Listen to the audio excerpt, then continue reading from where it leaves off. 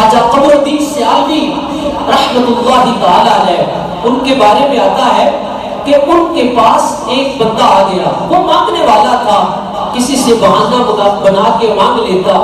ان کو پتا تھا یہ جو خواجہ قمر الدین سیالوی ہیں یہ سادات سے بڑا پیار کرنے والے ہیں، یہ سجدوں کو نوازنے والے ہیں، ان سے عشق کرنے والے ہیں۔ تو اس مانگنے والے نے جھوٹا دعویٰ کر لیا، ارادہ کر لیا۔ جس مقام پہ اس نے ارادہ کیا کہ چلو خواجہ قمر الدین سیالوی کی بارگاہ میں جاتے ہیں اور ان کو جا کے کہتے ہیں میں سید زادہ ہوں اور مجھے ضرورت ہے اور میرے اوپر کرم کیجیے۔ انہوں نے ارادہ کیا، اس بندے نے چلا گیا خواجہ قمر الدین سیالوی کی بارگاہ میں، جا کے کہا کہ میں سید زادہ ہوں اور مجھے ضرورت ہے۔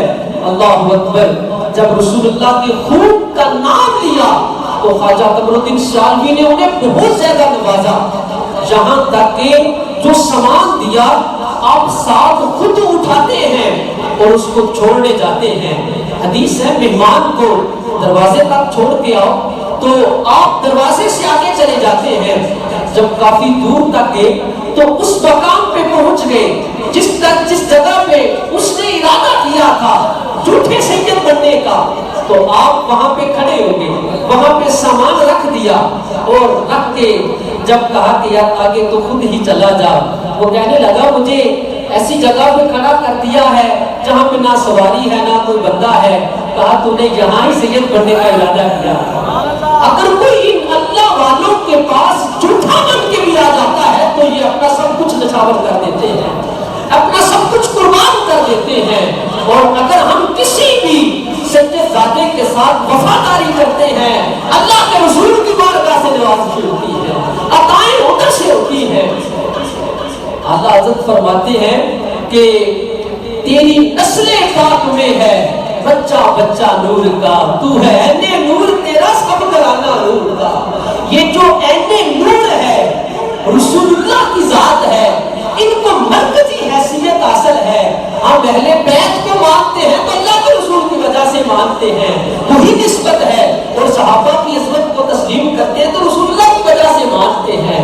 اسی طرح حضور ضیاء الامت جسٹس پیر محمد کرم شاہ الازہری رحمۃ اللہ تعالی علیہ سرگودے کی سرزمین پہ بیرا شریف محمدیہ غوثیہ جن کا عظیم الشان ادارہ ہے، وہاں پہ جو سید زادوں کو پروٹوکول حاصل ہے وہ بزرگوں کو سمجھاتے ہی نہیں ہیں کہ یہ عظیم ہستیاں ہیں، ان سے پیار، ان سے محبت، ان کا ادب، ان کا احترام لازم ہے۔ اعلیٰ حضرت عظیم المرتبت آپ کے بارے میں آتا ہے، پہلے زمانے میں ایسا ہوتا تھا علماء کو پالکی پہ بٹھایا جاتا تھا اور ان کو اٹھا کے لے کے جاتے تھے۔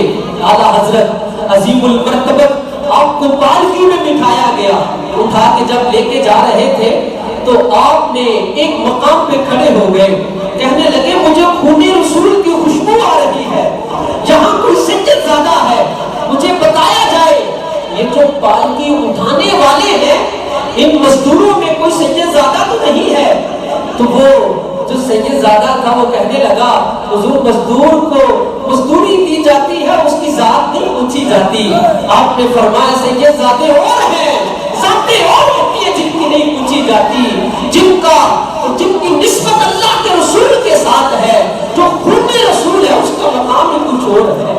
اعلیٰ حضرت نے جب پوچھا گیا، بتایا گیا کہ میں ہی سید زادہ ہوں، وہ بوڑھا، وہ کمزور، میرے امام خود اس کو پالکی میں بٹھاتے ہیں اور پالکی اپنے کندھے میں رکھتے ہیں اور کہتے ہیں سر پہ رکھنے کو مل جائے نہ لینے پاک حضور تو پھر کہیں گے ہاں تاجدار ہم بھی ہیں۔ ارے تم مجھے کندھے پہ اٹھا رہے ہو، ہم تو تمہاری جوتیاں اپنے سر پہ رکھنے کو ترستے ہیں، تمہارے قدموں سے لگی ہوئی مٹی کو چومنا ہمارے لیے مقدر ہے۔ تو سادات کرام اہل بیت اطہار کے ساتھ جو محبت ہے، جو مودت ہے، یہ اسلام نے ہمارے اوپر لازم کر دیا ہے۔ یہ کوئی شیعہ سنی کا مسئلہ نہیں بلکہ یہ ایمان کا مسئلہ ہے۔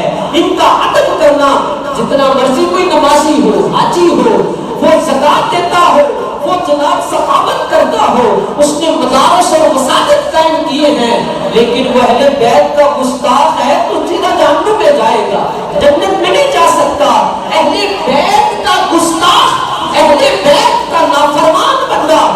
اگر کسی کے سینے میں ان